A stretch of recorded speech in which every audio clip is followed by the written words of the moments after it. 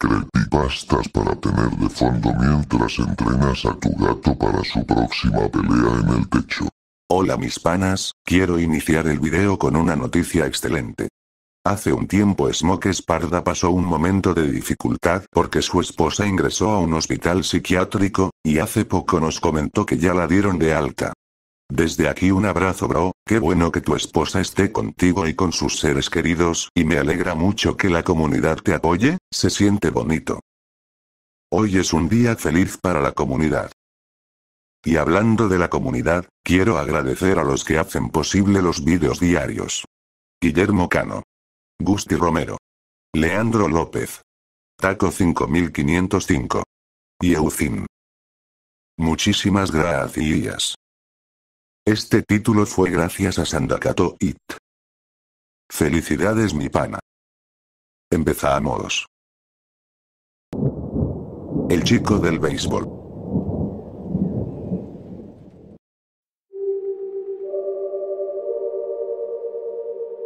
Si puedes, intenta encontrar la escuela primaria Queen Elizabeth, un lugar conocido por su amplio patio de recreo y su edificio de ladrillo envejecido. Ve al patio de esa escuela un domingo por la tarde, en cualquier momento entre las 6:25 y las 6:45 de la tarde. Opcionalmente, puedes llevar un solo objeto contigo. Puede ser una bicicleta, quizás tu medio para llegar, o una cámara, pero nada que te distraiga de lo que te rodea. No llegarás lejos si no estás concentrado en el patio escolar. Dirígete al columpio, elige el último del lado derecho, y colúmpiate. También podrías simplemente sentarte en él, pero el proceso puede tardar mucho más. Si todo va como debe, deberías ver la silueta de un niño caminando por el perímetro del lugar, ondeando un bate negro. No lo mires por mucho tiempo, o se dará cuenta y saldrá corriendo del patio. En ese momento, tendrás un tiempo indeterminado para alejarte lo más que puedas de la escuela antes de que regrese. Si sigues columpiándote el tiempo suficiente, lo oirás llamarte, acercándose lentamente desde atrás. Solo míralo una o dos veces al principio. Cuando esté más cerca, te preguntará tu nombre. Bajo ninguna circunstancia debes decirle cómo te llamas, ya que empezará a hacerte cada vez más preguntas que te verás obligado a responder. Recordará todo lo que le digas, y aunque no puede hacerte daño con esa información, le gusta contarle todo a sus amigos sobre las personas que conoce. En su lugar, respóndele con cortesía que tu nombre no es importante. Primero te preguntará, desde lejos, si alguna vez has jugado béisbol. Luego se detendrá junto al columpio. Notarás que tiene unos 7 años, el cabello rubio cortado al ras, una enorme sudadera con estampado de camuflaje y que está masticando algo parecido a un palito. No tendrás tiempo suficiente para identificarlo bien, pero se ha descrito como un removedor de café o incluso un clavo largo. Entonces te preguntará si quieres jugar béisbol. Esa será la última oportunidad que tendrás para irte. Si lo necesitas, dile que no eres bueno jugando o que tienes que volver a casa para cenar. El niño tratará de convencerte para que te quedes, quizás incluso ofreciéndose a enseñarte a jugar. Pero recházalo con amabilidad y prométele que normalmente otros niños van al patio a esa hora. Vete y dirígete directamente a tu destino. Si decides jugar con él, no parecerá entusiasmado al principio, pero te llevará directo al campo de béisbol en el otro extremo del patio. Tal vez no diga mucho, pero mencionará que lleva un tiempo buscando con quién jugar. Su juego consiste en que tú le lances la pelota, él la golpea con su bate y corre por las bases. Repetirán eso una y otra vez, y no se sabe cuánto tardará en quedar satisfecho. Puede ser desde 10 minutos hasta 3 horas. Si en algún momento intentas irte antes de tiempo, él tratará de convencerte para que te quedes. Notarás una mirada distinta en sus ojos, y si lo miras directamente, sentirás un ardor en el cráneo. Darle una excusa o quedarte no servirá de nada. En ese punto, lo mejor que puedes hacer por ti mismo es correr hacia la calle más cercana y lanzarte frente a un auto, antes de vivir lo que el niño te hará. Pero si juegas con él hasta el final, se acercará a ti, feliz. Te agradecerá por tu tiempo y te entregará la pelota de béisbol.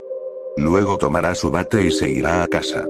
Tú también puedes irte, pero sal en dirección opuesta y no mires atrás hasta haber salido completamente del terreno. Cuando llegues a un lugar seguro, bajo techo, podrás examinar la pelota. No hay nada extraño en ella. Es simplemente una vieja pelota desgastada. Puedes exhibirla o incluso jugar con ella, pero intenta arrancarle un pequeño pedazo y llevarlo en el bolsillo. Puede que al principio tengas dolores de cabeza, pero notarás un cambio en ti poco después.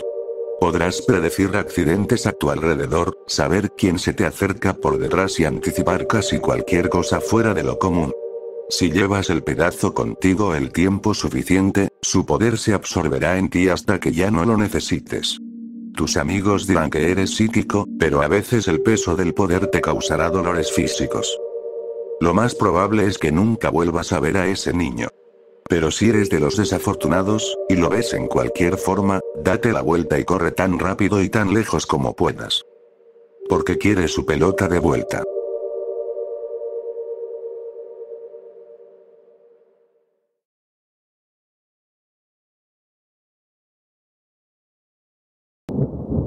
A la vuelta de la esquina.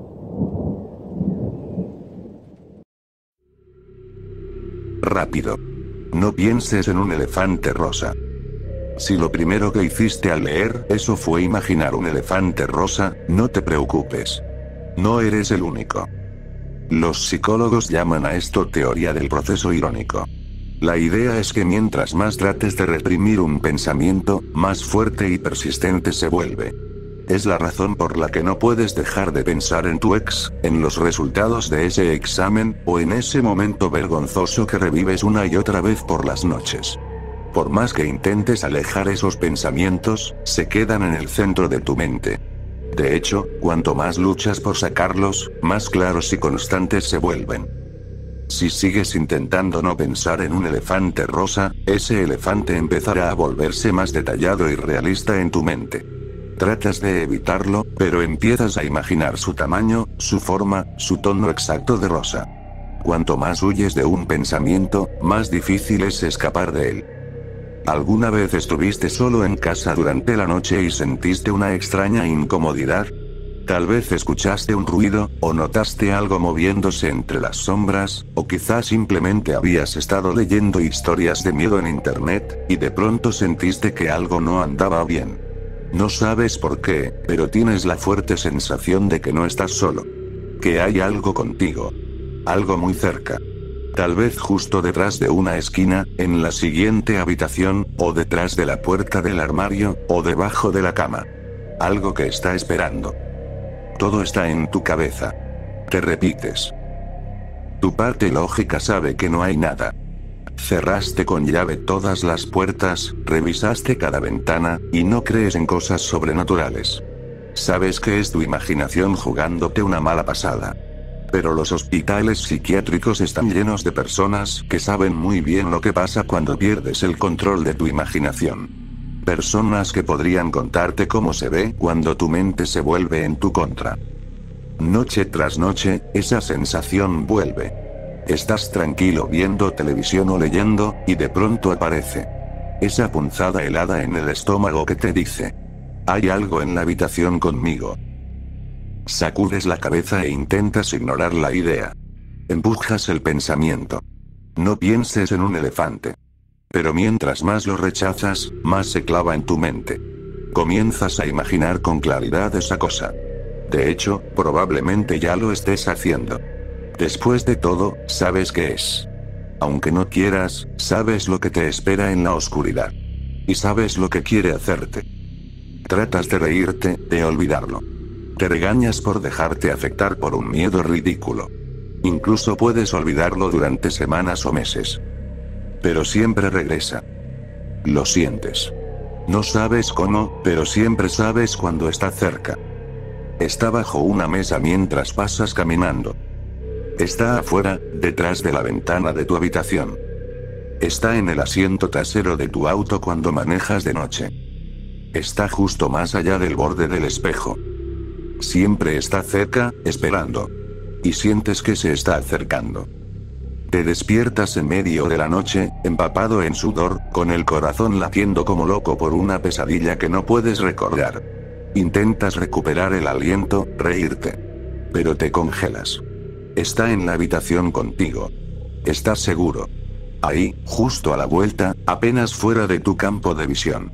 Tan cerca. Más cerca que nunca. Lo bastante cerca como para sentir cuánto desea llevarte. Tus amigos y tu familia empiezan a preocuparse. No duermes ni comes bien.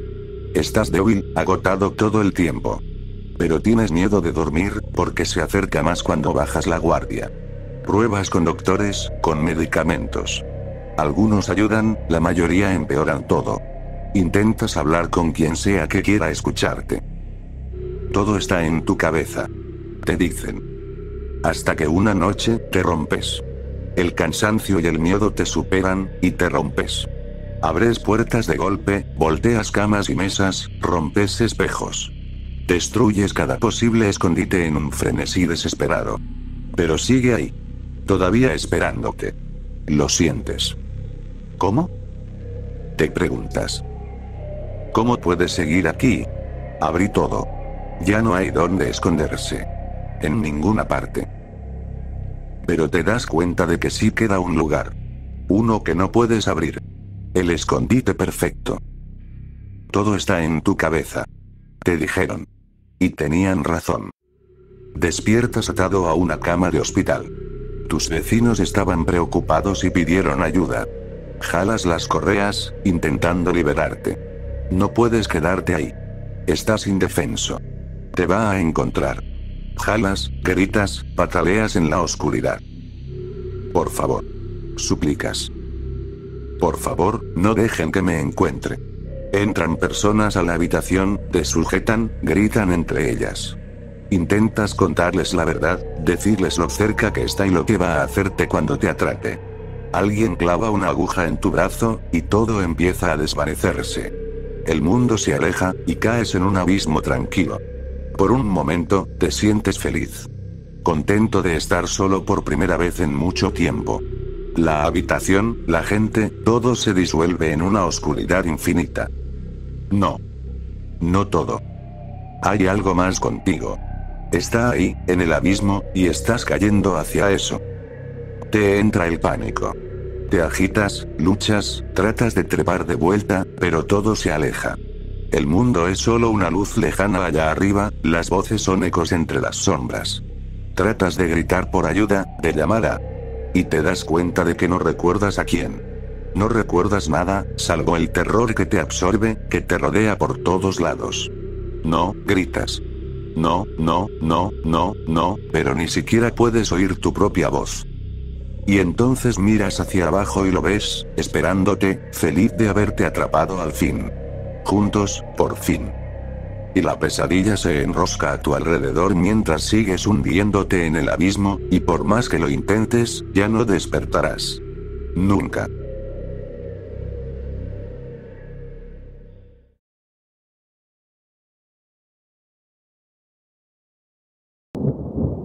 Una bolsa de dulces.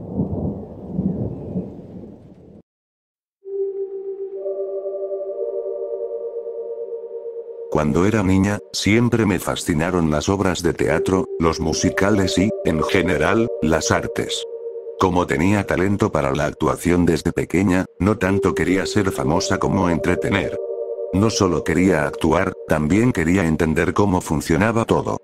Así como un actor debe recordar sus líneas, la iluminación era importante, las señales eran importantes, y en general, crear el ambiente adecuado para una buena experiencia visual era parte de lo que quería aprender.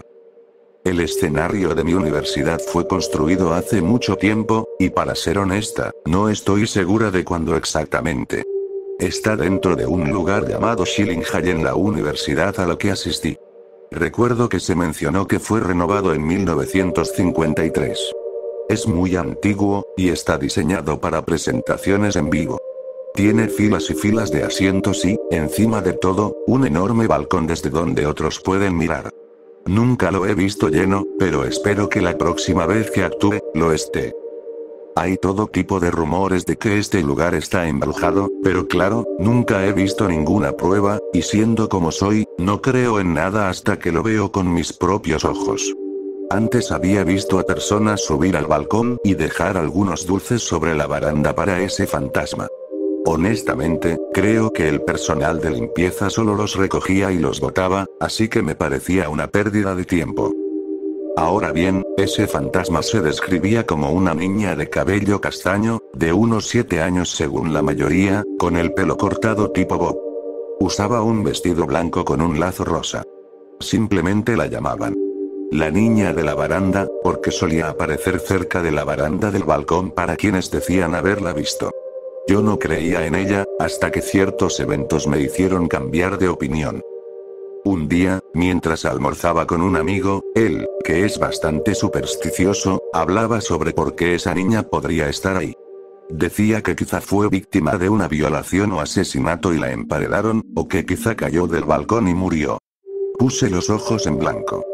Dudaba mucho que hubiera un fantasma, así que le dije simplemente: Ryan, cállate y cómete tu sándwich.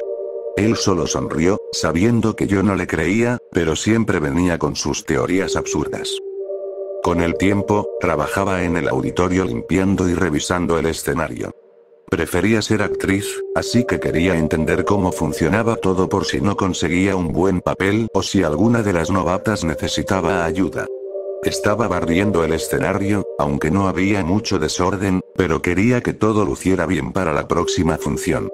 Entonces creí oír pasos. No eran esos pasos pesados típicos de las historias de miedo, sonaban como los de un niño corriendo. Me detuve un momento y no escuché nada más. No podía saber de qué dirección venían, así que asumí que Ryan había dejado una grabadora detrás del telón para convencerme con una prueba. No volví a oír nada, pero igual revisé detrás de las cortinas y en rincones que pocos miran. No encontré nada. Pasé muchas noches sola en ese teatro, limpiando o inspeccionando el lugar. La mayoría de las veces no pasaba nada. Cualquier idea de la niña de la baranda se desvanecía. Sin embargo, un día me di cuenta de que mi celular había desaparecido. Resoplé frustrada y comencé a buscarlo. Sabía perfectamente dónde lo había dejado, y ahí no estaba. Solo lo encontré cuando comenzó a vibrar y a iluminarse por un mensaje. Estaba sobre el brazo de una de las butacas del auditorio, y sabía que ahí no lo había dejado. Y lo raro no terminó ahí. Una noche, cuando fui a recoger mis cosas del camerino después de un ensayo, escuché un llanto. Me congelé, buscando de dónde venía. Grité, molesta. Basta. Esto no tiene gracia. Lo admito, estaba asustada. El llanto se detuvo, pero seguía sintiendo esa incómoda sensación de que alguien me observaba. Luego Ryan y yo trabajábamos juntos, preparando el escenario para otro ensayo. Él dejó algunos dulces sobre la baranda.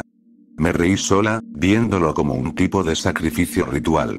Mientras organizábamos todo, la máquina de humo se encendió sola. A Ryan casi se le salen los ojos, corrió a apagarla, pero ni siquiera estaba encendida. Es más, ni siquiera estaba enchufada. Decidió que 3 dulces no eran suficientes y dejó media bolsa más. Ya no me reía.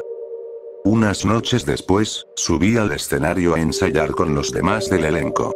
Ryan, que solía tener papeles menores y hacer escenografía, era muy creativo, le preguntó a nuestra actriz principal: «Oye Karen, ¿trajiste dulces para la niña de la baranda?» Yo no dije nada. Tenía la sospecha de que sí existía, pero no pensaba darle a Ryan la satisfacción de saberlo. Karen solo rió con desdén. ¿Por qué dejaría dulces para un fantasma tonto? Seguro ni existe. Me quedé callada. Eso mismo pensaba yo hace unos meses. El ensayo transcurrió casi como estaba planeado. Nunca entendí por qué eligieron a Karen para el papel principal, pero, siendo sincera, pensé que se lo había ganado seduciendo a nuestro profesor. Tenía fama de ser fácil. Aún así, logré concentrarme en mis líneas y en mis acciones, a pesar de su actuación sin alma. Al final del ensayo, justo cuando Karen bajaba del escenario, casi solté un grito de terror. 2 manos pálidas salieron por entre los escalones, y ella ni siquiera se dio cuenta hasta que esos dedos se enroscaron alrededor de su tobillo, y ya era demasiado tarde.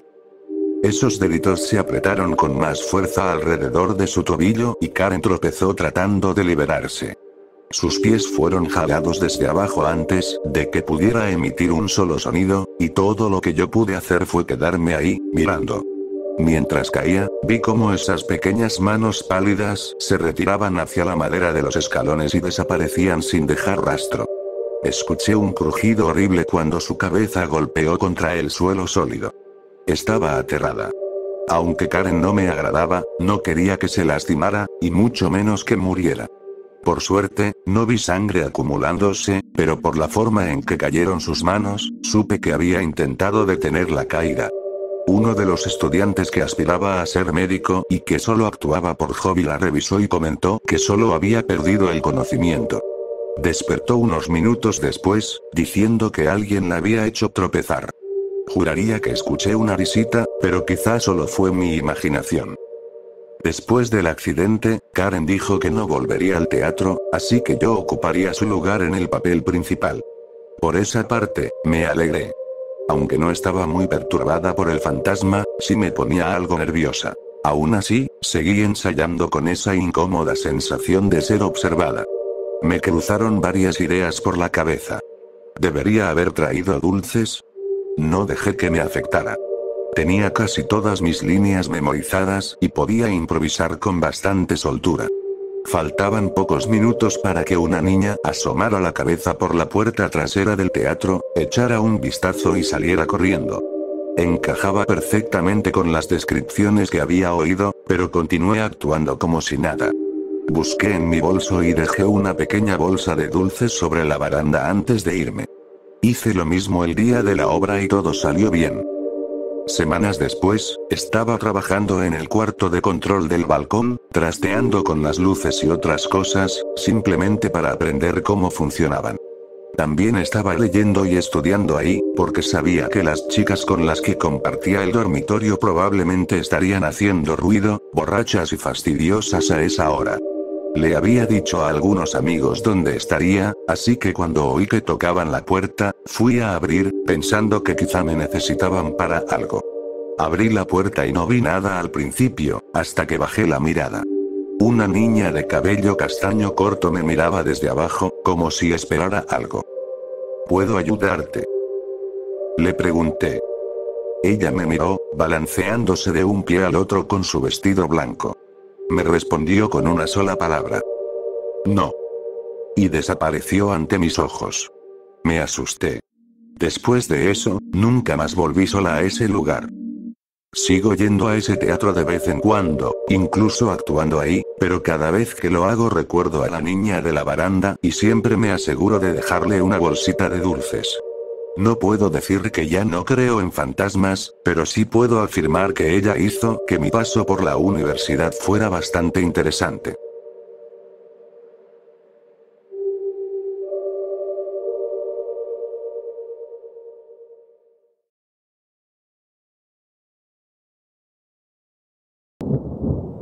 Descubrí un refugio nuclear abandonado. Mi tío abuelo y yo, sí, vamos a llamarlo así, y yo nunca fuimos cercanos. De hecho, ni siquiera sabía que tenía un tío abuelo y yo hasta que entré a la universidad. Un día estaba aburrido y me quejaba con mi mamá de que no había nada que hacer por aquí, y fue entonces que ella lo mencionó. Estaba en un asilo de ancianos cerca, y aunque ella había hecho el esfuerzo de visitarlo alguna vez, se entendía que no podía ir muy seguido por la distancia. Decidí pasar un fin de semana a verlo. Desafortunadamente, tenía un caso bastante avanzado de demencia, que era justamente la razón por la cual estaba en ese lugar. Aún así, lo visité, aunque fuera solo porque no tenía ningún familiar cercano viviendo por aquí.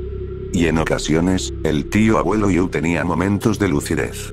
En algunas visitas, parecía recordar quién era yo. Había algo a lo que siempre volvía. Una especie de escondite secreto. Al principio pensé que hablaba de algo como una casita en un árbol que había construido de niño. Cuando le sugerí eso, me miró como si estuviera loco. No. Dijo. Era un escondite de verdad. Una fortaleza revestida de acero oculta en el bosque, construida como refugio nuclear en caso de que los soviéticos decidieran acabar con el mundo. Habría pensado que era solo un delirio más, pero hablaba de ello con una concentración extraña. Describió un lugar en el bosque, cerca de un arroyo y junto a un grupo de árboles, que memoricé. De todas formas, solía salir a caminar por el bosque de vez en cuando, y fue unas semanas después, en una de esas caminatas, que me di cuenta de que sabía exactamente a qué se refería el tío abuelo Yu. Pensé que era una coincidencia, pero esa formación rocosa se parecía mucho a la que él describía. Voy a dejar esto vago para evitar que alguien más se meta ahí como yo lo hice. Debajo de una roca, oculta por un parche de pasto tan bien camuflado que no lo encontrarías en 1000 años si no supieras que está ahí, lo sentí. Una escotilla de acero. Con mucho esfuerzo logré abrirla. Abajo, un agujero apenas lo suficientemente grande para que pudiera meterme y apoyar los pies en una escalera. Encendí la linterna del celular y empecé a bajar. La escalera descendía unos 15 metros antes de hacer una curva. Vi algunos focos rotos tirados mientras me acercaba a una puerta que abría tientas. Había 2 apagadores. Uno no funcionaba, pero el otro encendió las luces. El lugar era enorme. Casi del tamaño de todo mi dormitorio universitario. Tenía 5 habitaciones principales y alrededor de una docena más pequeñas, probablemente pensadas como cuartos familiares. En total había 4 generadores, aunque solo uno seguía funcionando. Podría haber pasado días explorando el lugar. Aunque una gruesa capa de polvo cubría todo, aún se notaba que había muchas cosas valiosas. Algunas lo eran literalmente. Fajos de billetes y una reserva de monedas de oro. Estaban preparados para todo. Pero eso no era todo. Había una biblioteca con libros, periódicos, incluso algunos cómics que seguramente valdrían buen dinero. Comida, medicinas básicas, el purificador de agua estaba roto, pero eso era de esperarse. Sin embargo, había cosas que faltaban. Había armas, pero ni una sola bala. Incluso vi algunos casquillos vacíos en el suelo, como si ya se hubieran usado. Tomé algunas cosas, era un estudiante universitario sin dinero, no me juzgues, y salí, anotando mentalmente volver más adelante. Fui a ver al tío abuelo Yu al día siguiente. No sabía cuánto entendía aún, pero estaba seguro de que le alegraría saber que alguien había encontrado lo que construyó tantos años atrás. Cuando empecé a contarle, algo cruzó por sus ojos. Fue inconfundible. Miedo. Me agarró la mano y empezó a balbucear que jamás debía volver ahí abajo. Le pregunté por qué, y solo repetía que habían encerrado eso ahí. ¿Qué es eso?, pregunté. Maldad. Fue lo único que dijo antes de quedarse dormido. Después de eso, no volvió a hablar del tema. Cuando regresé al lugar, noté algo extraño. Cerca de la entrada, el suelo estaba lodoso porque había llovido la noche anterior. Vi una huella. Pero era enorme, casi del tamaño de mi torso. Nunca había visto algo así. Era una garra, pero con 6 dedos. Sin duda, algo había salido del refugio. Ahora entiendo por qué fue abandonado. ¿Por qué nadie más había bajado? ¿Para qué se habían usado las balas, en vano? No era un refugio, aunque había sido construido como uno. Era una prisión. Y yo dejé escapar al prisionero. Todavía se me eriza la piel al pensar en lo afortunado que fui de no haberme cruzado con lo que sea que estaba allá abajo. Tal vez dormía, o tal vez simplemente no me encontró interesante. 8 personas. 8 personas han desaparecido en esta zona recientemente. De algunas se encontraron restos, aunque solo fragmentos de lo que alguna vez fueron personas. Ya no salgo de noche. Me aseguro de que puertas y ventanas estén bien cerradas. Porque estoy aterrado de lo que acabo de liberar.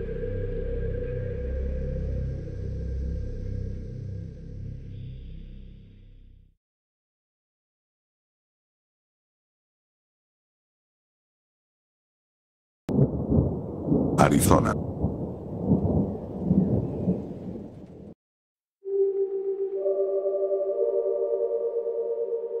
Para su cumpleaños, llevé a mi chica, Katy, a Arizona para quedarnos con unos amigos suyos y pasar unas semanas de fiesta, descontrol y locuras antes de volver a clases ese año. Fuimos en el auto de mi papá. Es un Ford muy viejo, y está bastante destartalado. El camino fue largo y lleno de baches. Nuestra relación parecía estar en su punto más fuerte durante ese trayecto. Estábamos realmente enamorados. Fue la primera vez que me di cuenta de eso. Nunca antes había estado enamorado de verdad.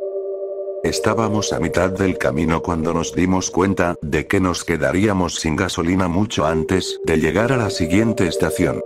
Katy tenía la cabeza fuera de la ventana, con gafas de sol, bajo el calor abrasador. A nuestro alrededor no se veía más que desierto salvaje en todas direcciones. Entramos en pánico. No habíamos visto otro auto en casi una hora. ¿Y si nos quedábamos varados en medio del desierto, sin comida ni agua, y sin nadie que nos encontrara? Aceleré un poco, impulsado por el miedo. Fue entonces que nos topamos con una estación de servicio. Justo en medio de la nada, en un terreno seco y vacío. Era una gasolinera antigua, deteriorada. El pasto largo y amarillo se movía con la brisa a su alrededor. Afuera había dos surtidores oxidados. Al principio no sabíamos si seguía funcionando, parecía sin vida, pero al acercarnos y ver las manchas de gasolina en la tierra, pensamos que sí. Katy empezó a llenar el tanque, y yo entré a pagar y a buscar algo para comer en el camino. Cuando intenté abrir la puerta por primera vez, estaba trabada. Eso me desconcertó, así que miré el cartel para verificar, y me tranquilizó ver que decía abierto, según un letrero rasgado que colgaba entre unas cortinas amarillas sucias en la ventana. Empujé con más fuerza hasta que logré entrar. Adentro, todo estaba totalmente abandonado y en ruinas. Estanterías tiradas en el suelo, los refrigeradores destrozados y cristales por todas partes. A pesar de la luz afuera, el interior de la estación era oscuro y terriblemente frío. Entonces, detrás de mí, se escuchó un llanto suave, como el de un niño. Sentí que el corazón se me aceleraba. Provenía del cuarto trasero. Caminé entre vidrios rotos y trozos de metal oxidado, donde incluso había pasto creciendo del suelo. Pasé la mano por la pared y sentí enredaderas cubriéndola. Todo estaba invadido por el tiempo. El llanto volvió, y ya estaba frente a la puerta del cuarto trasero. Estaba justo delante de mí. Empujé la puerta, que crujió oxidada en las bisagras. Dentro había unas escaleras de madera que bajaban al sótano. Estaba completamente oscuro, y el olor era insoportable. El goteo del agua me indicó que el sótano estaba inundado. El agua me llegaba hasta las rodillas. Otra vez, el llanto, y un pequeño chapoteo en la esquina más alejada. «Hola». Llamé. ¿Hay alguien ahí? Empecé a avanzar hacia la esquina. El olor era asqueroso y el frío del agua se me metía en los huesos. El sollozo se hacía más fuerte. Juraría que vi algo moverse entre las sombras. «Hola». Volví a decir. «¿Qué pasa?» Finalmente llegué. Aún estaba oscuro, y tuve que agacharme para esquivar unas tuberías que goteaban por mi espalda. La figura frente a mí era muy pequeña y negra. Estaba encorvada, sollozando en silencio, con la cabeza entre las manos. «¿Qué haces aquí abajo?», susurré. Entonces se quedó completamente quieta. Todo sonido cesó, excepto el goteo de una tubería detrás de mí. Extendí el brazo para tocar su pequeño hombro, pero comenzó a girar lentamente hacia mí, mirándome directamente a los ojos. Cuando su rostro se giró por completo para mirarme, recuerdo haber gritado y golpeado la cabeza contra las tuberías, al dar un brinco de puro terror. Su rostro era blanco como una sábana, pálido como una máscara horrible y viviente. Los ojos y la boca eran agujeros negros, enormes, que se agrandaban mientras los miraba. Eran tan grandes que casi ocupaban toda su cara.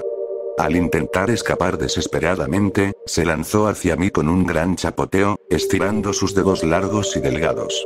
Gritaba ahora, mirándome con esos ojos vacíos. Subí las escaleras con dificultad, las piernas me fallaban. Salió del agua a toda velocidad tras de mí. Cerré la puerta de golpe, eché el cerrojo y salí corriendo hacia el viejo Ford.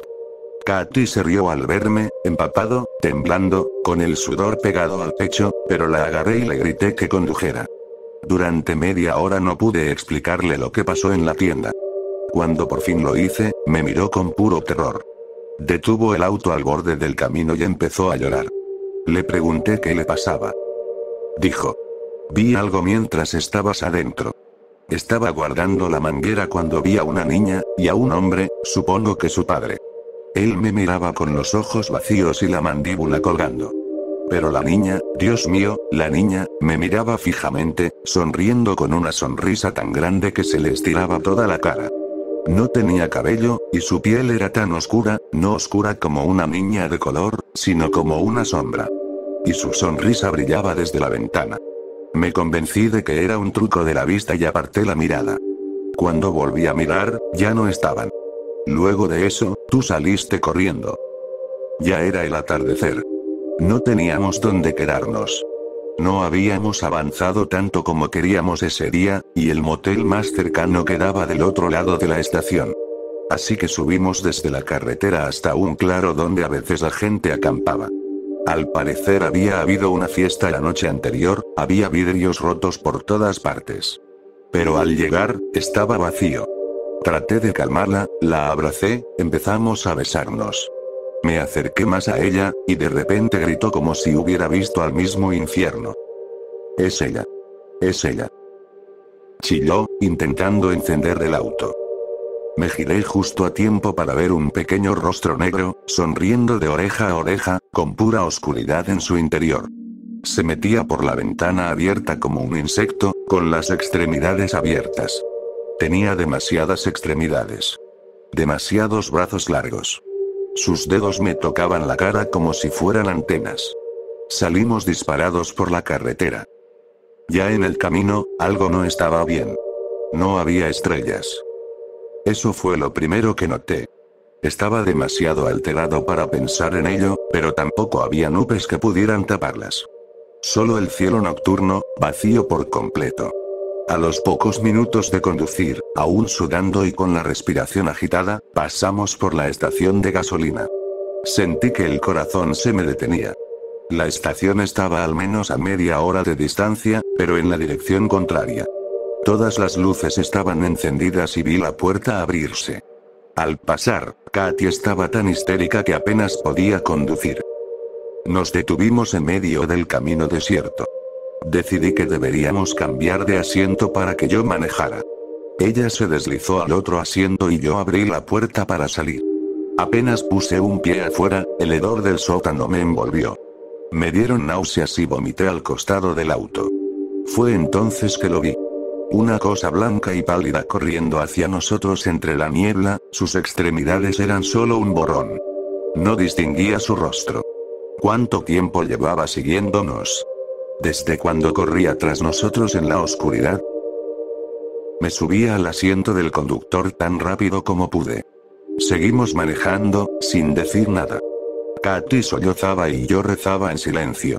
Entonces volvimos a pasar por la estación. La puerta estaba abierta. Dos figuras estaban paradas ahí. Esperando. Seguimos avanzando a la fuerza, y entonces escuchamos un llanto suave, casi imperceptible, en el asiento trasero. Ninguno de los dos se atrevió a mirar. Ignóralo. Susurré, con las manos temblorosas en el volante. Katy estaba acurrucada en posición fetal, con las manos en la cabeza.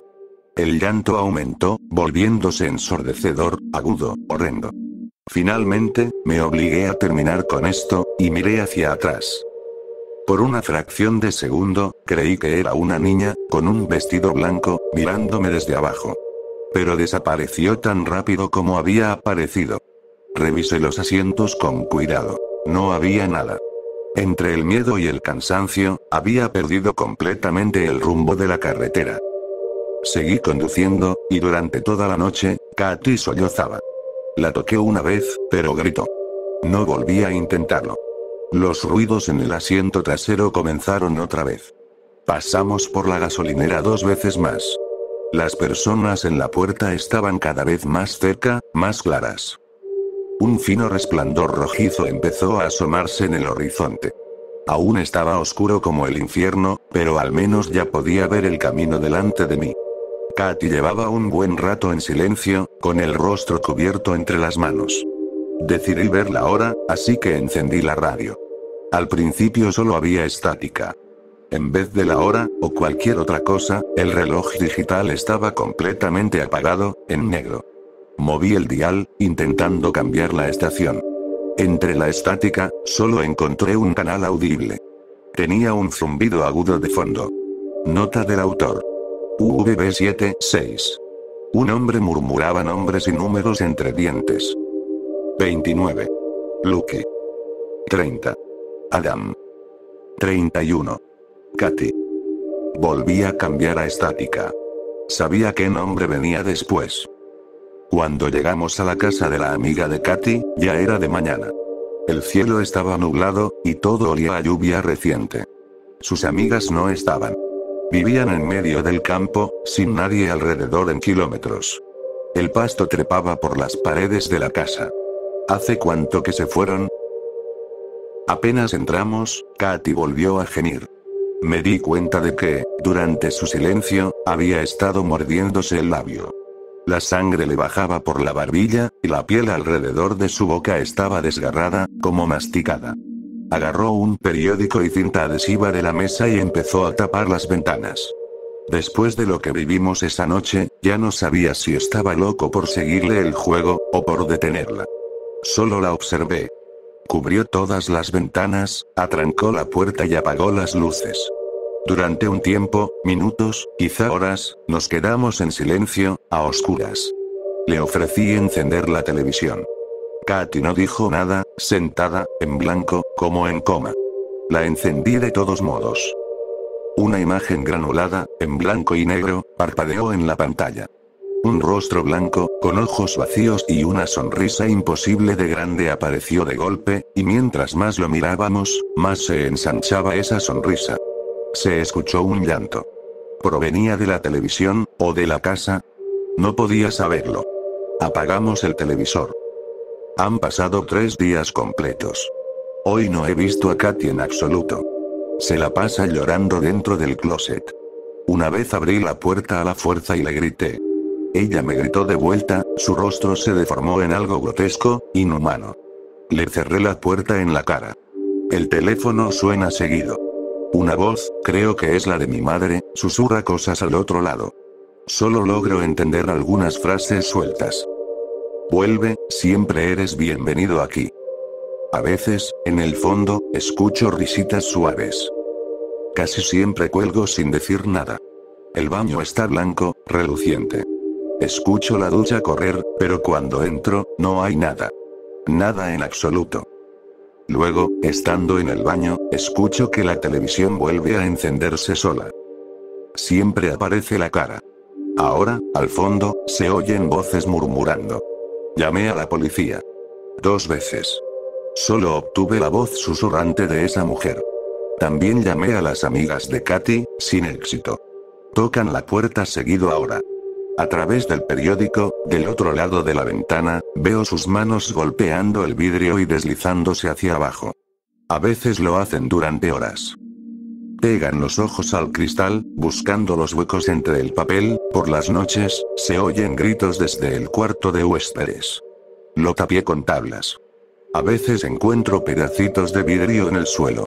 Hace un día surgió una gotera en mi cuarto, en el piso de abajo. Aparecieron manchas negras de moho en las paredes. Toda la casa huele mal. Ese olor viene de mi habitación. Es el olor de la descomposición. Rezo. Rezo sin esperanza, y desearía, juro por Dios que desearía, no haberme bajado jamás de ese auto.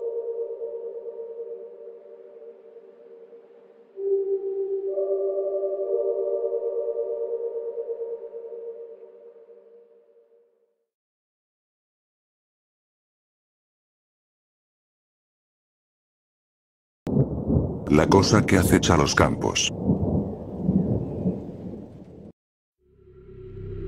Hace unas semanas empezaron a alejarse lentamente las vacas de heno de la casa. Cada mañana, al despertar, cada uno se había movido unos cientos de metros desde donde estaba antes. Supuse que eran bromistas y nada mejor que hacer, así que lo ignoré. Pero en pocos días, las vacas comenzaron a acercarse a los límites de la granja. Ya estaba harto del jueguito, así que decidí regresarlos. Me tomó una hora tediosa traerlos todos de vuelta cerca de la casa, y cuando terminé estaba listo para partirle el cuello al mocoso que estuviera decidiendo jugar conmigo. A la mañana siguiente encontré a todos y cada uno de mis caballos brutalmente decapitados. El olor fue lo que me despertó. Cada uno estaba desplomado contra la pared de su establo. No había señales de las cabezas. Pasé el resto del día limpiando el desastre y enterrando los restos. Solo cuando terminé noté que las vacas de heno habían vuelto a su posición anterior, esparcidos por los campos. Esta vez los dejé donde estaban. Esa noche me senté en el porche con la escopeta en la mano y una olla de café sobre la mesa. Me quedé ahí por horas, forzando la vista hacia los campos para tratar de ver quién estaba moviendo mis vacas. Finalmente, comencé a cabecear. Me habría dormido, pero justo cuando los ojos se me estaban cerrando, escuché un estruendo y un crujir de ramas viniendo del bosque cercano. Me incliné hacia adelante, con el corazón acelerado por la emoción. Iba a atrapar al desgraciado. Manoseé el arma y me removí en el asiento, esperando ansioso a que quien fuera se acercara lo suficiente para emboscarlo. Fue solo cuando la cosa se acercó lo suficiente como para distinguir su silueta en la oscuridad que me quedé completamente paralizado. Aquello que se metió en mis campos desde el bosque cercano no pareció notarme. Acechaba, encorvado y deliberado, con la postura de un ladrón caminando de puntillas. Si no fuera porque debía medir más de 3 metros incluso agachado, podría haber parecido casi frágil. La delgadez de sus brazos y piernas, y la apariencia hundida y famélica de su pecho, me recordaron a un animal moribundo. Aún así, era innegablemente fuerte, y lo vi levantar cada fardo en sus brazos con facilidad, colocándolo cuidadosamente más allá, dando apenas unos cuantos pasos para cubrir la distancia. Lo observé trabajar, moviendo cada fardo con detenimiento. De vez en cuando se enderezaba para observar la posición de los demás, antes de ajustar ligeramente el que tenía entre manos. Antes de irse, miró hacia la casa. Sentí que sus ojos me atravesaban en la oscuridad, pero no podía decir si realmente me había visto. Luego se dio vuelta en silencio y regresó por donde vino, desapareciendo entre los árboles. Me tomó una hora reunir el valor para moverme. Eventualmente entré, pero esa noche no dormí. Solo cuando salió el sol me atreví a bajar del porche hacia los campos. Las vacas de heno estaban donde él los había dejado. Curiosamente, no los había movido tan lejos como en los días anteriores. Estaban acercándose a algo invisible en el campo, y al verlos me di cuenta de que parecían estar marcando una línea. Al rodear la casa, vi el círculo que formaban, con la casa en el centro. Al principio pensé que solo los alejaban sin sentido, pero ahora podía ver que estaban siendo llevados hacia un límite. La cosa me estaba mandando un mensaje. Dormí mal esa noche, y solo porque estaba agotado. A la mañana siguiente, las vacas no se habían movido. De hecho, no se movieron en toda la semana. Finalmente estaban donde esa cosa quería. Me enfermé tratando de interpretar el mensaje. ¿Por qué algo así gastaría tanta energía moviendo mis vacas de heno, y me amenazaría con tal violencia si trataba de intervenir? Matar a mis caballos fue exactamente eso. Una amenaza. Una amenaza inteligente. Sabía lo que me iba a asustar, y sabía que entendería las implicaciones. El sonido de un automóvil avanzando por el camino hacia mi granja una mañana me dio un pequeño golpe de esperanza. Había estado pensando en abandonar el lugar desde que vi a esa cosa, pero no podía salir a pie sin arriesgarme a que me tratara como trató a mis caballos. Pero si lograba subirme el auto con quien fuera que viniera, quizá podría escapar antes de que me alcanzara. No me importaba quién fuera. Decidí que, en cuanto se detuviera el auto, me subiría al asiento del pasajero y le diría que saliera de ahí a toda velocidad. No tuve la oportunidad. El auto avanzaba lentamente por el camino, saltando sobre el terreno irregular. Mentalmente lo apuraba. Fue cuando pasó entre las dos pacas colocadas a ambos lados del camino que comencé a oír un estruendo proveniente del bosque. La cosa emergió de entre los árboles, corriendo a cuatro patas con sus horribles y largas extremidades hacia el vehículo. En segundos lo alcanzó, abalanzándose sobre él como un gato cazador. En cuestión de momentos empezó a despedazar el chasis del automóvil, arrancándolo con violencia para llegar al conductor. El hombre, fuera quien fuera, gritaba sin parar y yo podía oírlo por encima del crujido del metal y el estallido del vidrio. Solo cuando la cosa lo aplastó sin cuidado en su mano los gritos cesaron. Lo arrojó a un lado y se irguió de nuevo para mirarme. A la luz del sol, pude ver lo inhumano que era. Estaba compuesto enteramente de algo horrible y vivo, unido de forma caótica con una apariencia burda de forma humana. Lo que fuera que lo formaba parecía tan duro y pulido, que de no ser por el leve retorcer de su superficie, habría pensado que era granito. La cosa se retiró al bosque y yo me quedé en shock. Mis ojos fueron hasta donde estaba el auto, aún con el motor encendido, detenido entre dos de las pacas. De pronto lo entendí. El mensaje era claro. Soy prisionero de esa cosa, y no se me permiten visitas. Nada puede cruzar los límites que ha marcado. Estoy atrapado aquí, por aquello que ronda los campos, y lo único que exige es que nunca me vaya. Aún así, no sé si puedo soportar ser su canario. He estado pensando mucho desde que vi cómo aplastó el pecho de ese hombre, silenciándolo antes de que pudiera terminar de gritar. Si cruzo los límites marcados por las pacas, probablemente me haría lo mismo. Me reventaría la cabeza antes de que pudiera alzar las manos para defenderme. Luego iría a buscar otra mascota, y seguiría buscando hasta encontrar a alguien que pudiera soportar saber que él está ahí, afuera, viéndolo todo el tiempo con sus brillantes ojos de insecto. He estado pensando mucho estos días, y puede que simplemente me arriesgue y corra.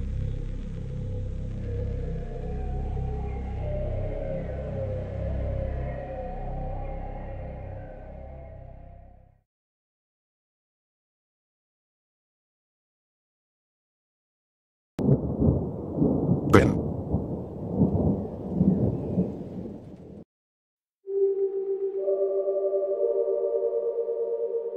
Estaba de vacaciones con dos de mis amigos, Ben y Nick, cuando sucedió. Estábamos en una zona aislada de Grecia, un lugar que por alguna razón no aparece en Google Maps, conduciendo por un largo tramo de carretera en nuestro auto alquilado en busca de la siguiente gran ciudad para ir de fiesta. Aunque al principio planeábamos conducir toda la noche, aceptamos que estábamos perdidos y que se estaba haciendo demasiado oscuro para continuar, así que nos detuvimos en una gasolinera para pedir indicaciones sobre dónde podríamos hospedarnos. Un anciano nos entregó un folleto viejo de una aldea cercana e insistió en que fuéramos a verla. Como estábamos completamente perdidos, no teníamos otra opción. Algo distinto, pensamos, pero jamás hubiéramos imaginado que tan distinto, mientras tomábamos el siguiente desvío a la izquierda y nos adentrábamos en la oscuridad iluminada solo por los faros. La única forma de alojamiento en ese lugar eran cabañas remotas, separadas entre sí, suponíamos que por privacidad. La cabaña estaba equipada con baño, cocina, una cama matrimonial y una cama individual. Todo lo que necesitábamos por una noche. Ning ganó el piedra papel tijeras por la cama individual, así que Ben y yo compartiríamos. De todos modos, Ning roncaba, así que no me molestaba. Sin embargo, había algo en la cabaña que me inquietaba. Una gran ventana cuadrada sin cortinas que ocupaba toda una pared vacía. Me molestaba especialmente ahora porque ya había caído la noche y la luz estaba encendida por dentro, lo que la convertía en una especie de espejo de doble vista. Cualquiera vestido de negro podría mirar hacia adentro sin ser notado. Hicimos planes para salir esa noche al bar del pueblo, tomar unos tragos, contar historias y ver a dónde nos llevaba la noche. Acordamos dejar la llave bajo una piedra en el porche, y que si nos separábamos, quien llegara primero dejaría la puerta abierta para los demás. ¿Por qué no lo dices más alto, así todos escuchan dónde la escondemos? Bromeó Ben. A lo que Ning respondió gritándolo a todo pulmón. Por suerte, nuestra cabaña estaba aislada y no había nadie cerca, pensé mientras nos alejábamos en el auto. La noche en el bar fue sorprendentemente divertida. Tomamos bastantes shots del licor local, ouzo, hasta que el personal del bar nos informó que nos habíamos acabado sus reservas. Era barato en Grecia. Lo siguiente que supe fue que era tarde, el bar estaba cerrando y habíamos perdido de vista a Ben. Pensé que debía haberse ido antes que nosotros, aunque no recordaba haberlo escuchado decir que se iba. Me preocupó un poco ese comportamiento fuera de lo común. Así que nos fuimos sin él, llevándonos el auto. Necesito mear urgentemente, dije, ajustándome en el asiento mientras los faros iluminaban momentáneamente la cabaña. Entramos en el camino de grava y revisamos bajo la piedra por la llave. No estaba. Intentamos la manija. Cerrado. ¿Qué carajo? Nos miramos. Ben debió de haber llegado antes y nos cerró. Ben. Abre. Necesitamos mear. Apúrate, Ben. Golpeamos la puerta. Escuché unos pasos tambaleantes adentro, como si alguien literalmente se arrastrara torpemente fuera de la cama. Maldita sea, debe de estar borracho. No aguanto más las ganas de mear, dije. Nick y yo fuimos a lados opuestos de la cabaña de orinar, mientras Ben finalmente abría la puerta. Sentí alivio al orinar, pero ese alivio fue interrumpido bruscamente por algo que captó mi atención en la gran ventana, enviándome un escalofrío por la espalda. Había un conjunto de huellas de manos alargadas y delgadas, visibles solo por el vaho del exterior. Parecían más largas que las de cualquier humano, pero mucho, mucho más delgadas. ¡Santo cielo!, dije, pero rápidamente despejé mi mente de las imágenes aterradoras e irracionales que me provocaba. Seguro era solo una mano humana normal que se había deslizado, creando la ilusión de ser más larga, ¿verdad? Aún así, se me ocurrió que alguien, o algo, podría haber estado observándonos. Terminé de orinar apresurado y corrí adentro. No vamos a encender la luz, pensé, para evitar que algo nos viera desde afuera. Cerré la puerta con llave y nos fuimos directo a la cama. Nick se quedó dormido al instante, roncando antes de que su cabeza tocara la almohada. Tras unos minutos de soportar sus ronquidos irregulares, mis ojos cansados comenzaron a cerrarse, así que los dejé ir. Pero en cuanto lo hice, no pude evitar sentir que los ojos de Ben se habían abierto de golpe y me miraban, con odio. Mi cuerpo se calentó y mi corazón comenzó a latir más rápido al sentir eso. Era como si Ben contuviera la respiración, con la mirada fija en mí a través de la oscuridad. Perdón si no volvimos con él, carajo. ¿Por qué estaría tan enojado? Después de unos minutos calmándome de ese miedo irracional, me quedé dormido. Toc. Toc. Toc. Abre. Dijeron que no la cerrarían. Pum. Pum. Pum. Los golpes se hicieron más fuertes. Abre la maldita puerta, hace un frío de mierda aquí afuera. Ese fue el momento más aterrador de mi vida. Una sensación paralizante recorrió todo mi cuerpo. Era Ben, en la puerta. De pronto, sentí un movimiento entre las sábanas junto a mí, algo se agitaba. Me levanté más rápido que nunca en mi vida y corrí a la puerta. Nick ya estaba despierto y había llegado a la misma y horrible conclusión que yo. Estaba justo detrás de mí pateando la puerta, y salimos corriendo hacia el auto. No miramos atrás ni una sola vez. Arranqué el motor y le hice señas a Ben para que nos siguiera. Pero él no sabía lo que había pasado. Aún de espaldas a nosotros, encendió la luz para ver adentro. Esto es una historia real. Realmente pasó. Puedes preguntarle a Nick si no me crees. Pero no se lo preguntes a Ben. Él ya no habla mucho desde el incidente. Y cada vez que alguien le pregunta qué fue lo que vio aquella noche, su rostro palidece, pierde toda expresión, y cierra de inmediato la cortina más cercana.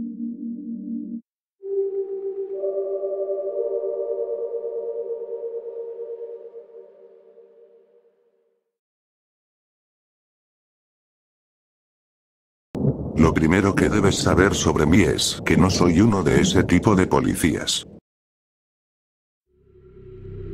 Eso es importante. Muy importante. Leí las historias, igual que ustedes. Brutos con la boca abierta que estrangulan gente en la calle. Matones que disparan gas lacrimógeno contra manifestantes pacíficos. Psicópatas disfrazados de policías que se creen Harry el sucio cuando matan a algún pobre tipo sin hogar debajo de un puente. Ese no es mi estilo. Nunca lo fue. No me malinterpreten, tuvimos un par de tipos así. Todos los departamentos los tienen. Y sí, a veces se pasaban de la raya, tal vez dejaban 1 o 2 cuerpos, y los jefes miraban para otro lado. Pero ese es el punto. Yo tuve la oportunidad de ser uno de esos tipos, y elegí otro camino. Yo era, y sé que suena cursi como el demonio, lo sé, pero era el tipo recto. Hombre de principios. Defensor de la confianza pública. Uno de los buenos, ¿me entienden? Superman. Así me decía el capitán. Lo decía en serio. Los imbéciles del departamento se morían de risa, y el apodo se quedó. Pero a mí siempre me gustó. Incluso cuando se burlaban, yo sentía orgullo. Verdad, justicia y el estilo americano, ya saben. Azote del crimen, protector de los débiles, defensor de todo lo bueno en el mundo. Ese era el tipo de policía que yo era. No es que fuera un maldito superhéroe ni nada, pero hacía mi trabajo, y lo hacía bien. Era el tipo que se detenía a cambiarte la llanta cuando se te ponchaba en la lluvia a las 2 de la mañana. El que subía las compras de una viejita por 6 pisos cuando el ascensor estaba descompuesto. El que hacía la vista gorda si traías un poco de marihuana encima y que sabía calmar una situación antes de recurrir a la fuerza. Esos idiotas de hoy, con sus tanques sacados de películas de guerra y rifles de asalto, que vacían el cargador en un tipo solo por sacar una navaja de bolsillo, me dan asco. Un verdadero policía sabe cómo hablarle a alguien que está al borde. Ve a un tipo perdiendo la cabeza, gritando, y entiende que lo que necesita es que alguien le hable. Ese era yo. El tipo con quien podías hablar. El poli buena onda, si lo quieren decir así. Hasta rescaté un gatito de un árbol una vez. En serio. Gatito en un árbol como de maldito dibujo animado. Sí. Era un buen trabajo. Un muy buen trabajo. Pero podía ser duro. En este trabajo ves cosas que te cuesta olvidar. Arrestas a un tipo por golpear a su esposa e hijos, y luego la ves a ella defendiéndolo en la corte. Ves una familia con 3 niños calcinados en su camioneta, mientras el borracho del otro auto sale caminando con un dolor de cabeza. Pasas meses armando un caso para sacar a un traficante de las calles, solo para verlo libre porque un idiota en la oficina olvidó sellar la fecha en la orden de arresto. La verdadera justicia no es como en los cómics. No siempre hay un final feliz cuando Superman atrapa al villano. En la vida real, todo es mucho más gris. Y un hombre solo puede soportar tanta grisura antes de que le empiece a joder la cabeza. Tienes que encontrar la manera de lidiar con eso. Muchos lo hacían bebiendo. Otros se iban a los clubes de striptease, a pagar por una chica que los escuchara llorar. 1 o 2 se volaron la cabeza. Yo me mantuve limpio. Tenía una reputación que cuidar. Superman va a pedir una Sprite. Bromeaban cuando íbamos a los bares de policías. Incluso en broma, me gustaba. Ya se los dije. Pero lo gris me estaba alcanzando a mí también. Durante el día, todo bien. Patrullaba, llenaba mis reportes, volvía a casa con mi esposa y mi hijo. Pero de noche era difícil. Me quedaba mirando el techo, con el corazón latiendo como el pistón de una moto, con miedo de, ni siquiera sé de qué. Cuando lograba dormir, era 1 o 2 horas como mucho, antes de despertarme empapado en sudor, aterrado por algo que ni siquiera podía recordar. Mi esposa quería que fuera al psicólogo, pero ese tipo de cosas corre rápido en el departamento, y cuando los jefes se enteran de que no puedes manejar tus cosas como un hombre, puedes despedirte de cualquier ascenso. Supongo que suena tonto ahora, hablar de ascensos. Me sacaron del patrullaje hace un par de años, después de un incidente que salió en los periódicos. Fue todo un maldito escándalo por un tiempo. Tal vez lo escucharon. Un traficante, Zed Boch, se peleó con un comprador y su novia una noche. Todo se fue al carajo, se dijeron cosas, Poch sacó un cuchillo y los atacó a los dos. Mi compañero y yo llegamos justo cuando el cuchillo aparecía, lo vimos todo. Él salió corriendo tras Poch, yo me quedé con las víctimas. La chica murió, el tipo sobrevivió. Resultó que ella estaba embarazada, y los medios se hicieron eco. Al principio fue el típico drama urbano, el horror del crimen en la gran ciudad. Pero cuando salió en las noticias, la gente empezó a hacer preguntas. Del tipo: ¿por qué salvaste al tipo blanco y no a la chica negra? Pura mierda. Todo fue una mierda enorme. Varios en el departamento eran negros, mi maldito compañero era negro. Eso no tuvo nada que ver. Cualquiera te lo diría. En todos mis años en la fuerza, nunca traté diferente a nadie por el color de su piel. No importaba quién fueras, de qué color, de dónde vinieras, lo que sea. Si eras parte de mi comunidad, yo había jurado protegerte, y lo hacía. El hecho de que ella fuera negra no tuvo nada que ver. Eso sí te lo puedo asegurar. Pero a estos imbéciles de la prensa no les importa. Venderían a su propia abuela por sacar unos cuantos periódicos más. Me llamaron racista y lo pusieron en todos los malditos tabloides hasta que el capitán me llamó aparte y me dijo que sería lo mejor para el departamento si te reasignábamos temporalmente. Eso fue lo que dijo. Lo mejor para el departamento. ¡Qué maldita broma! Me mandaron a un pueblito de mierda en medio de la nada, donde lo más emocionante era que el viejo Sutherland se empedara con Jim Beam y saliera encuerado al potrero otra vez. Mi esposa se fue. Al principio dijo que no podía con el estrés de la nueva vida, pero cuando la enfrenté, me soltó que no quería criar a nuestra hija en un ambiente de odio. ¿Puedes creer eso? 15 años de matrimonio, 15 años sin decir una sola palabra con odio, y aún así se puso del lado del puto periódico. No está bien. No te voy a mentir. Las cosas no están nada bien últimamente. Cuando le quitas la vida a un hombre, y no me refiero a matarlo, sino a quitársela de verdad, todo lo que le da sentido, y luego le das un montón de tiempo para pensar, no es receta para días felices. Pienso en mi vieja zona, en mi esposa, en mi hija. Cristo, debe estar por graduarse de la universidad ya. Pero sobre todo, pienso en esa noche. Esto es lo que tienes que entender. Z-Poch era basura. La mayoría de los que se tuercen lo hacen porque cometen una o dos estupideces. Son chamacos pobres que crecieron en algún barrio de mierda, sin trabajo ni oportunidad de enderezarse. No es que los justifique, pero entiendo de dónde vienen. Al diablo, si yo hubiera tenido su vida, probablemente también estaría robando carros y vendiendo droga. Pero tipos como Poch son otra cosa. Es difícil imaginar a ese tipo siendo algo más que un desgraciado sin importar dónde haya nacido. Lo metieron en el correccional cuando tenía 10 años, por haberle dado una paliza a otro chico más grande. Y no fue cualquier paliza.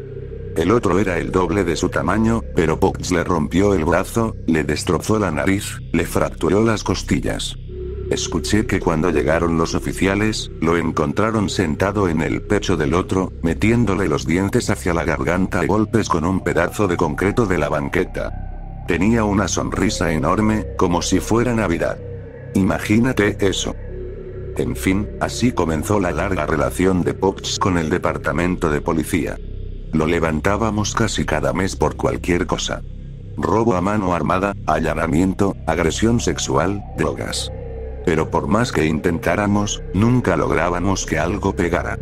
No es que fuera un genio del crimen ni nada, pero era escurridizo, y tenía muchísima suerte.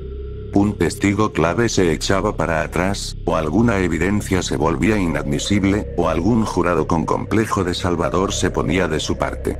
Lo que fuera, el resultado era siempre el mismo.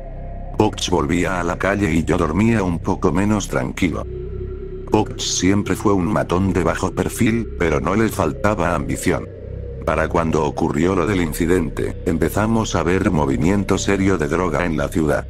Cosas pesadas, peligrosas. Nivel cartel, de verdad. Y supongo que Poch pensó que era su gran momento, porque se metió de lleno con los narcos. Empezó a moverles mercancía, a ganarse su confianza. A hacer plata. El muy cabrón empezó a andar en una escalada nueva y reluciente. Eso me reventó. Yo apenas podía mantener mi sedán de 4 cilindros andando, y ese parásito estaba manejando una escalade. La noche en que pasó, estaba lloviendo. Eso lo recuerdo bien. Llovía como la puta madre. Había una alerta de inundación en la ciudad y las calles estaban prácticamente vacías. Mi compañero y yo estábamos en el coche, vigilando el tráfico en la calle Jameson. Como si sirviera de algo, si no podíamos ni ver por las ventanas de tanta lluvia. En 2 horas vi pasar un solo coche, y el pobre diablo iba a unas 10 millas por hora, tratando de sobrevivir al aguacero. Pero de la central tampoco llegaba nada, así que ahí nos quedamos sentados. ¡Qué noche de mierda!, dijo mi compañero al rato. Ni me digas, le respondí. Lo bueno es que con esta lluvia, capaz que la gente se queda en casa. Capaz. Al menos mantendría la cosa tranquila por esta noche. Mi cabeza no estaba bien. No había dormido en días. Pesadillas, corriendo de algo y sin recordar qué era cuando despertaba. Me vendría bien una noche callada, ¿sabes? Mi compañero negó con la cabeza. A mí no. Las noches calladas son las peores. ¿Por qué? Cuando todo está loco, al menos sabes con qué estás lidiando, dijo. Nos llega una llamada, salimos, evaluamos, respondemos. Sigues el protocolo y, con suerte, nadie sale herido.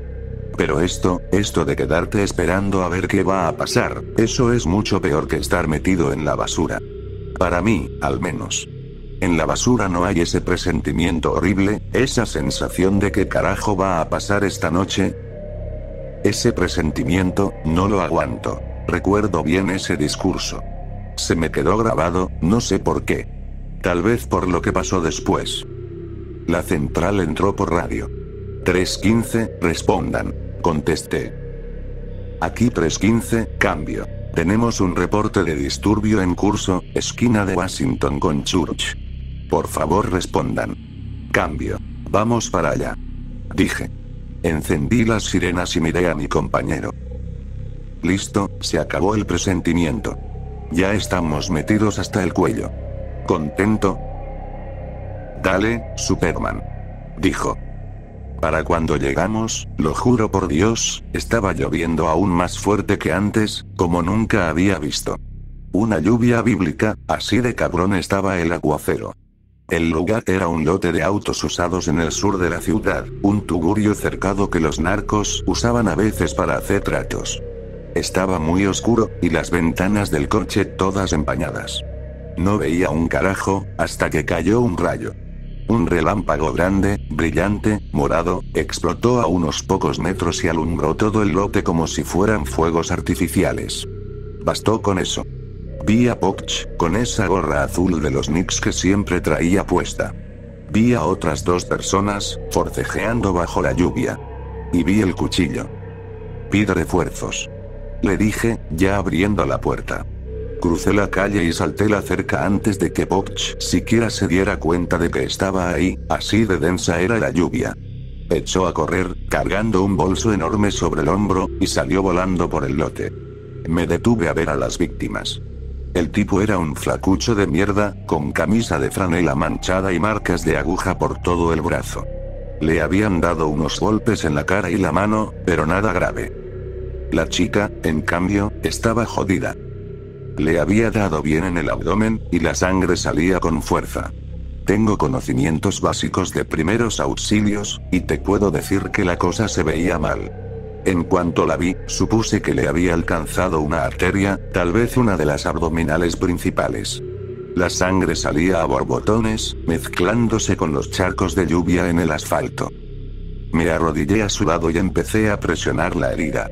La lluvia estaba helada, pero cuando puse las manos sobre ella, la sangre estaba tan caliente que casi me quema las palmas.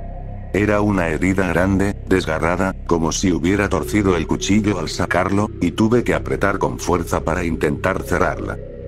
Mi compañero llegó detrás de mí, y se quedó helado al ver a las víctimas. Yo me encargo, le dije. Ve tras Poch. No dejes que ese cabrón escape. Asintió y salió corriendo, dejándome solo con ellos. La luz del poste era tenue, pero podía ver el rostro de la chica. Tenía los ojos cerrados, pero la cara toda contraída, llena de miedo. Era solo una niña, no tendría más de 15 años, toda arreglada como si saliera en un maldito video musical o algo así. A las chicas como ella, los narcos las tratan como juguetes, se las intercambian para cerrar tratos. Es asqueroso, te lo juro. La pobre se mete en ese mundo pensando que su noviecito traficante la va a sacar de ahí. Él la droga, le compra ropa, le muestra sus armas. Y ella empieza a pensar que eso es amor. Luego la usan hasta que se aburren y la tiran a la calle cuando encuentran a otra más joven. La ropa que traía intentaba hacerla ver sofisticada, elegante incluso. Pero tirada ahí, inconsciente, sangrando bajo la lluvia, parecía una niña. Casi una bebé. Tengo una hija, ya te lo dije, ¿no? Y no es mucho más chica que ella. Me partió el corazón. Empecé a preguntarme cómo carajos pasan cosas así, cómo hay tipos como Pops que pueden joder al mundo de esa manera. Miré hacia arriba. Sí, ya sé, suena estúpido, pero lo hice. Miré al cielo. Adiós. A lo que sea. Simplemente, miré. Y vi la cámara. El corazón se me fue al carajo. Una cámara, ahí nomás, montada en un poste a unos metros, apuntando directo hacia nosotros, con esa lucecita roja parpadeando como si fuera una respuesta a una plegaria. Los cabrones dueños del lote seguro se cansaron de hablar con la policía cada par de semanas y pusieron una cámara para espantar a los indeseables. Potch, el imbécil, seguro ni la vio con tanta lluvia cayendo. El trato, la apuñalada, todo quedó grabado. Lo teníamos. Por fin, después de tanto tiempo, íbamos a agarrarlo bien. Pero empecé a pensar, ¿de verdad lo íbamos a agarrar? No tenía idea de cuánto se había grabado. Y si mi compañero no lo atrapaba, podíamos perder la evidencia. Las dos víctimas no eran precisamente ciudadanos ejemplares, como para convencer a un jurado de condenarlo, si es que siquiera se animaban a testificar. Y si la chica sobrevivía, lo más que podíamos imputarle era agresión. Unos cuantos años en la cárcel y luego de vuelta a las calles, probablemente con más contactos del bajo mundo que antes. No sé qué fue. Tal vez todas las veces que intentamos encerrarlo y nos salió ileso. Tal vez fue como la chica me recordó a mi hija, o cómo solía manejar esa maldita Escalade, o aquel mocoso al que le volaron los dientes años atrás. Tal vez fue porque no había dormido en días. Tal vez fue la lluvia. Pero fuera lo que fuera, quería acabar con ese hijo de puta de una vez por todas. No bastaba con encerrarlo por agresión. Necesitábamos cargarle un asesinato. Miré mis manos, firmes sobre la herida de la chica. Había logrado aplicar suficiente presión, la sangre ya no salía tan rápido. Así que, empecé a... Mira, no soy un monstruo, ¿sí? Quería darle una oportunidad. De verdad. Juré proteger a gente como ella. Pero pensé, ¿de qué sirve salvar una vida si al final eso significa perder muchas más? Estaba seguro de que Popch iba a volver a matar, a violar, a meter veneno en las venas de esta ciudad una y otra vez. Pero ahí estaba mi oportunidad. Podía detenerlo. Sacarlo de la ecuación. Evitar que otros sufrieran como esa niña. Así que aflojé la presión. Solo un poco. O sea, yo estaba casi seguro de que igual no iba a sobrevivir, hiciera lo que hiciera. Cuando te cortan una arteria abdominal importante, no importa qué tan rápido lleguen los paramédicos, te vas al hoyo. Yo no la estaba matando, solo estaba dejando que el destino siguiera su curso, ¿sabes? Sabía que la cámara seguía grabando, así que mantuve las manos sobre la herida. Pero aflojé. Solo las dejé ahí, como descansando sobre ella. Sentí la sangre, cómo empezaba a brotar otra vez, cómo se colaba entre mis dedos, cubriéndome las manos. Sentí cómo empezaba a disminuir, cómo se le escapaba el alma poco a poco. Pero no quité las manos, como si estuviera dándole consuelo. Decidí que era mejor así. Estar con ella en sus últimos momentos. Un toque de compasión, de cuidado. Porque sí me importaba, de verdad. En ese momento, me importaba. todo está bien. Empecé a decirle. Vas a estar bien. Solo relájate y déjalo ir. Vamos a atrapar al tipo que te hizo esto, te lo prometo. Solo relájate y griega. La miré a la cara. Tenía los ojos bien abiertos. Se supone que te desmayas cuando te estás desangrando, pero ella me estaba mirando. Había dolor, miedo y confusión en esa mirada, todo mezclado, todo en su cara, temblando. Escuché un trueno retumbar y luego una sirena. Me di cuenta, como a lo lejos, de las luces rojas reflejadas en la lluvia. Los paramédicos ya estaban ahí. Le quité las manos de encima cuando empezaron a trabajar. Ella no me dejó de mirar. Ni cuando la subieron a la camilla. Ni cuando cerraron la ambulancia. Para entonces, tenía una mirada llena de odio. Vi cómo se iba la ambulancia, luego me senté en el auto a fumar, para calmarme. No me podía sacar esa mirada de la cabeza. La veía cada vez que parpadeaba, te lo juro. Charlé un poco con los refuerzos, para distraerme. Mi compañero volvió, diciendo que había perdido a Poch en un callejón. Intentamos sacarle algo al otro tipo, pero no decía más que: quiero un abogado. Por la radio avisaron que la chica murió camino al hospital. No dijo una sola palabra. Mi compañero me puso una mano en el hombro cuando escuchamos la noticia. Hiciste todo lo que pudiste, me dijo. Y por un momento, casi le meto un puñetazo. Cristo, cómo odio que digan eso. Mientras recogíamos todo, miré mis manos. Seguían pegajosas de sangre. Las puse bajo la lluvia, vi cómo el agua pasaba de rojo a rosa, y luego a nada. Limpias. Esa noche no dormí. Me quedé sentado en la cama, aturdido.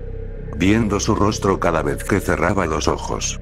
Al día siguiente llegué un poco tarde a la estación, y vi a mi compañero en los vestidores, preparándose.